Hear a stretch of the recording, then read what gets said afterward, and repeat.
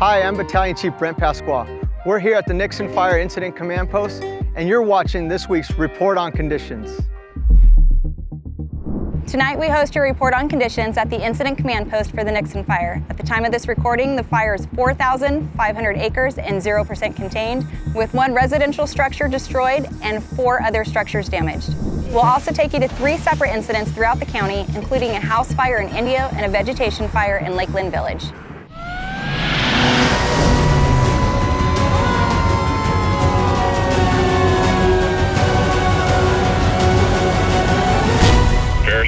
Engine 1 with Report on Conditions.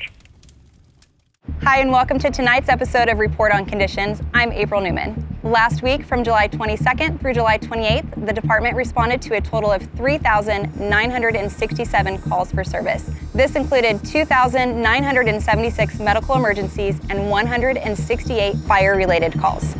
In the early morning hours of Wednesday, July 24th, engines were dispatched to a reported house on fire in the 46,500 block of Linda Flores Street in the city of Indio. The battalion chief arrived on scene and reported 1 structure well involved, in addition to an exposure to 3 nearby structures and a power pole burning.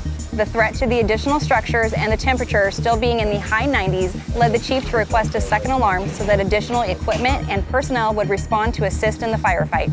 Firefighters were able to contain the fire to the initial structure with minimal damage to the exposures. Imperial Irrigation District was requested to assist with a power outage due to the power pole being on fire. Most power was restored in about an hour, while a few residences had an outage for approximately 6 hours. No injuries to civilians or firefighters were reported.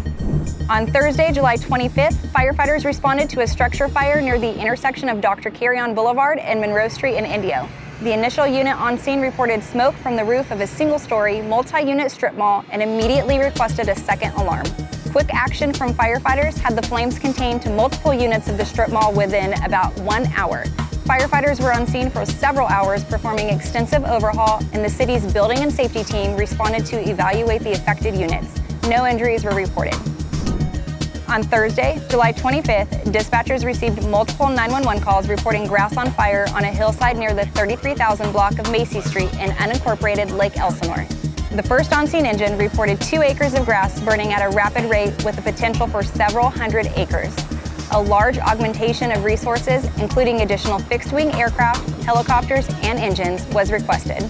Ortega Highway was closed from the Orange County line to Grand Avenue so firefighters could attack the fire from up and down the hillside. The fire burned 145 acres over a 2-day span and was fully contained at 7:00 a.m. on July 28th. 1 residential structure was destroyed and no injuries were reported. Are you doing the right thing the wrong way?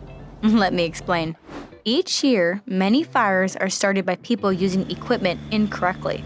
Whether working to create defensible space around your home, safety starts with responsibility.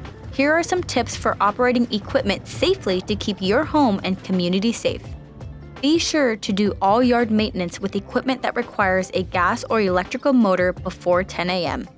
Ensure that lawnmowers are only used for lawns, never use them for dry vegetation. Use a weed trimmer to maintain dry weeds and grass, and always remove rocks before operating this equipment. In wildland areas, spark arresters are required on all portable gasoline-powered equipment. This includes tractors, chainsaws, weed eaters, mowers, and ATVs. Never drive your vehicle onto dry grass or brush. Hot exhaust pipes and mufflers can start fires that you won't even see until it's too late. When practicing safe towing, use appropriate safety pins and hitch balls to secure chains. Dragging chains throw sparks onto the dry brush alongside roadways, creating dangerous fires. Use all equipment responsibly. Safety starts with you.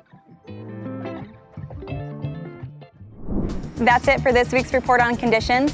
Follow your firefighters in action on our social media at CAL FIRE, RRU, and stay up to date on incidents happening countywide. If you caught any great footage of our firefighters at work or out in the community, send them to us at rrupio@fire.ca.gov. On behalf of your Public Affairs and Community Education Bureau, I'm April Newman. Thanks for watching.